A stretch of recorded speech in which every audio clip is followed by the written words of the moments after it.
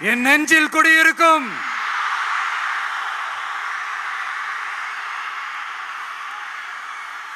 புதுச்சேரி மக்கள் உங்கள் அனைவருக்கும் என்னுடைய வணக்கம். வணக்கம் வணக்கம்.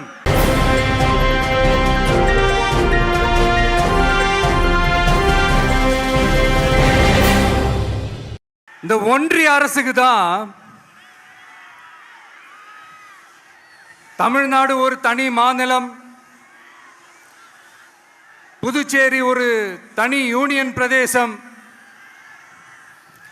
அவங்களுக்கு தான் தமிழ்நாடு தனி, புதுச்சேரி தனி, இப்படிலாம் இருப்பாங்க. ஆனா நமக்கெல்லாம் அப்படி கிடையாதுங்க. நாமெல்லாம் வேறு வேறு கிடையாது. நாம் எல்லாரும் ஒண்ணுதான். தமிழ்நாடும் புதுச்சேரியும் தனித்தனியாக இருந்தாலும் நாம் எல்லாரும் ஒண்ணுதான். நாம் எல்லாரும் சொந்தம் தான்.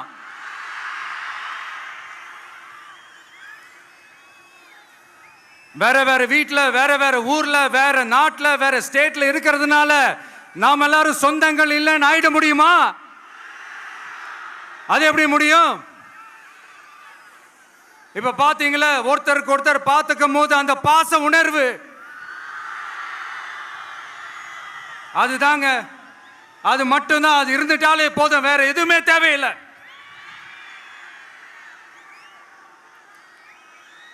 அதனால தமிழ்நாடு, புதுச்சேரி, கேரளா, கர்நாடகா, ஆந்திரா மட்டும் இல்ல, உலகத்துல எந்த மூலையில நம்ம வகைரா இருந்தாலும் அவங்க எல்லாருமே நம்மளோட உயிர் தான். அவங்க எல்லாருமே நம்மளோட உறவு தான்.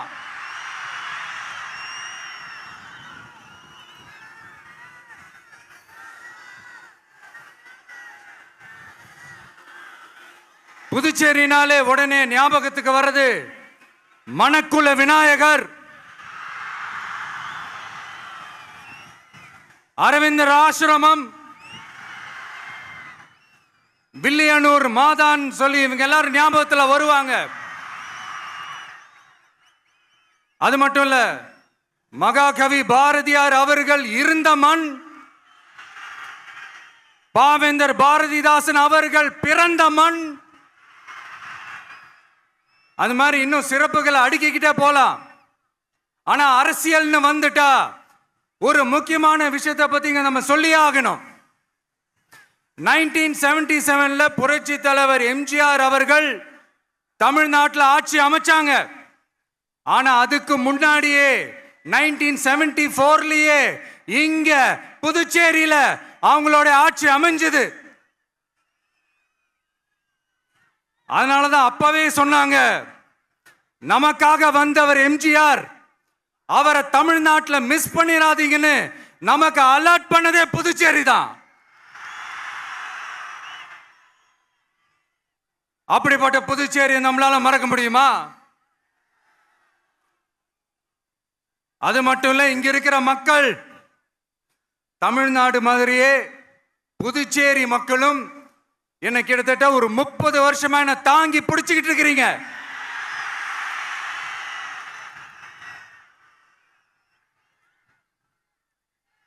அதனால இந்த விஜய் தமிழ்நாட்டுக்கு மட்டும்தான் குரல் கொடுப்பான்னு நினைக்காதீங்க. அப்படி பண்ணாத தவறு. புதுச்சேரி மக்களுக்கும் சேர்த்து தான் குரல் கொடுப்பான். அது என்னுடைய கடமையும் கூட. அதனாலதான் இங்க நீங்க ஃபேஸ் பண்ற பிரச்சனைகளை பத்தி இன்னைக்கு நான் பேசுறதுக்காக வந்திருக்கிறேன். அது மட்டும் இல்ல, இந்த புதுச்சேரி கவர்மெண்ட்டை பத்தி நாம சொல்லியே ஆகணும். இது டெஃபினட்டா தமிழ்நாட்டில் இருக்கிற மாதிரி நம்ம திமுக கவர்மெண்ட் மாதிரி கிடையவே கிடையாது. ஏன்னா வேற ஒரு அரசியல் கட்சி நடத்துற நிகழ்ச்சியாகவே இருந்தாலும் அந்த நிகழ்ச்சிக்கு தன்னெழுச்சியா வர நம்ம மக்களுக்கு பாதுகாப்பு கொடுத்து பாரபட்சமே காட்டாம இந்த கவர்மெண்ட் நடந்துகிட்டு இருக்கிறாங்க. அப்படிப்பட்ட இந்த புதுச்சேரி கவர்மெண்ட்டுக்கும் நம்ம புதுச்சேரி சிஎம் சார் அவர்களுக்கும் இந்த நேரத்தில் என்னுடைய மனப்பூர்வமான நன்றிகளை தெரிவிச்சுக்கிறேன். இத பார்த்தாவது தமிழ்நாட்டில் இருக்கிற அந்த திமுக கவர்மெண்ட் கத்துக்கிட்டா நல்லா இருக்கும்.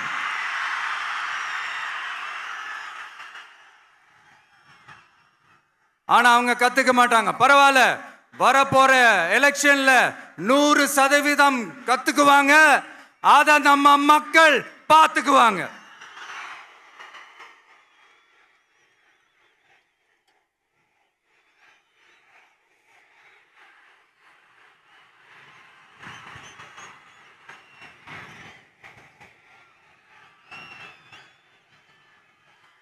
புதுச்சேரியில் இருக்கிற கவர்மெண்டோட கூட்டணி ஆட்சியில் இருந்தாலும் புதுச்சேரிய ஒன்றிய அரசு எதிலையுமே கண்டுக்கல என்றது புதுச்சேரி மக்களான உங்களுக்கு நல்லாவே தெரியும். மாநில அந்தஸ்து கோரிக்கையை மட்டுமா கண்டுக்கல, இங்க வளர்ச்சி ஏற்படவும் துணை நிக்கவே இல்லைன்னு கேள்விப்படுறோம். இந்த புதுச்சேரிக்கு இன்னும் மாநில அந்தஸ்து கொடுக்கல. மாநில அந்தஸ்து வேணும்னு கேட்டு பல முறை சட்டசபையில தீர்மானம் போட்டு ஒன்றிய அரசுக்கு அனுப்பி வச்சுக்கிட்டே இருக்கிறாங்க.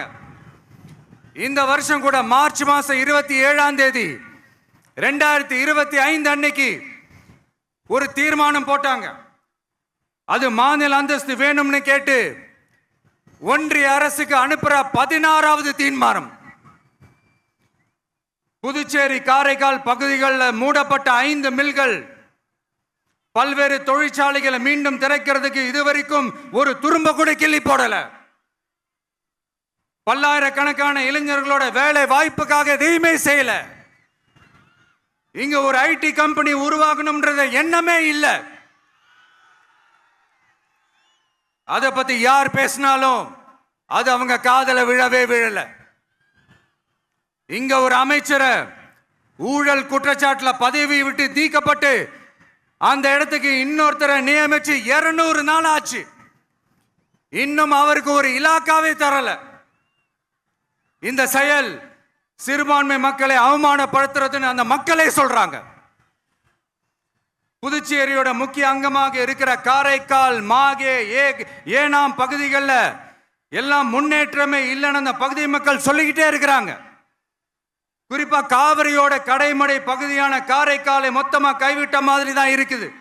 இது எல்லாமே முன்னேற்றம் அடையணும். டூரிஸ்ட் பிளேஸ் ஆன புதுச்சேரியில போதுமான அளவு பார்க்கிங் வசதி இல்லை, போதுமான அளவு கழிப்பறை வசதி இல்லை. இதெல்லாமே மேம்படுத்தணும். புதுச்சேரி கடலூர் மார்க்கமான ரயில் திட்டம் வேணும்ங்கிறது நீண்ட கால கோரிக்கை. புதுச்சேரி மக்களுக்கு ஒன்னே ஒண்ணுதான் சொல்லணும், இந்த திமுகவை நம்பாதீங்க. அவங்களுக்கு உங்களை நம்ப வச்சு ஏமாத்துறது தான் அவங்க வேலையே. நான் சொன்ன பல கோரிக்கைகளை எல்லாம் தீர்த்து வைக்கிறதுக்கு நம்ம புதுச்சேரி கவர்மெண்ட்டுக்கும் அதோட மக்கள் திட்டங்களுக்கும் ரொம்ப அக்கறையா உண்மையா துணை நிற்கணும். தமிழ்நாட்டை ஒதுக்குற மாதிரி புதுச்சேரியும் ஒதுக்க கூடாதுன்னு நாங்க கேட்டுக்கிறோம். கிட்டத்தட்ட 20 லட்சம் பேர் வாழ்ற யூனியன் பிரதேசமான புதுச்சேரி மத்திய நிதி குழுவில் இடம்பெறவில்லை. அதனால் மாநிலங்களுக்கான நிதி பகிர்தல் அடிப்படையிலும் யூனியன் பிரதேசங்களுக்கான நிதி பகிர்தல் அடிப்படையிலும் புதுச்சேரிக்கு நிதி ஒதுக்கப்படுவதில்லை. அதனால ஒவ்வொரு ஆண்டும் புதுச்சேரிக்கு தோராயமாகவே மத்திய அரசு நிதியை விடுவிக்கிறது. அந்த நிதியும் அரசு ஊழியர்களின் சம்பளம், ஓய்வூதிய தொகை உள்ளிட்ட திட்ட செலவுகளுக்கே சென்று விடுவதால் மீத தேவைக்கு வெளிச்சந்தையிலும் கடன் பத்திரங்களை கடன் வாங்குகிறது புதுச்சேரி. இந்த நிலைமை மாறணும்னா ஒரே வழி, மாநில அந்தஸ்து நம்ம புதுச்சேரி மக்களோட பல்லாண்டு கால கோரிக்கை.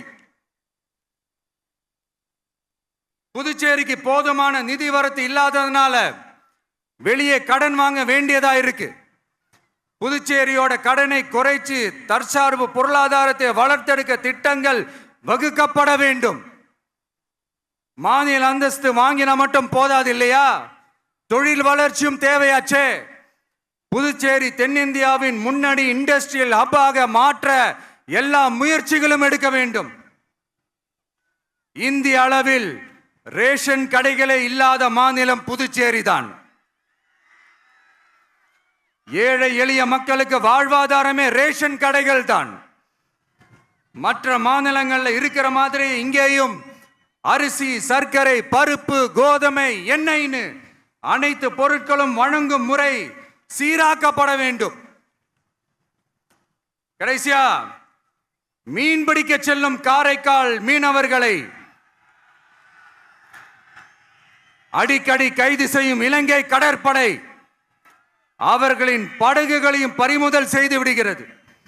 அதனால் நீண்ட போராட்டங்களுக்கு பிறகு அவர்கள் விடுவிக்கப்பட்டாலும் படகுகள் கிடைக்காததால் படு மோசமான நிலைக்கு தள்ளப்படுகின்றனர். இந்த நிலை மாற வேண்டும். நான் மறுபடியும் சொல்றேன், இந்த விஜய் புதுச்சேரி மக்களுக்காகவும் எப்பவும் துணை நிற்பான். வரப்போற புதுச்சேரி தேர்தல் களத்துல நம்மளுடைய தமிழக வெற்றி கழகத்தின் கொடி பட்டொளி வீசி பறக்கும். கான்பிடென்டா இருங்க, நல்லதே நடக்கும். வெற்றி நிச்சயம். மீண்டும் சந்திக்கும் வரை நன்றி, வணக்கம்.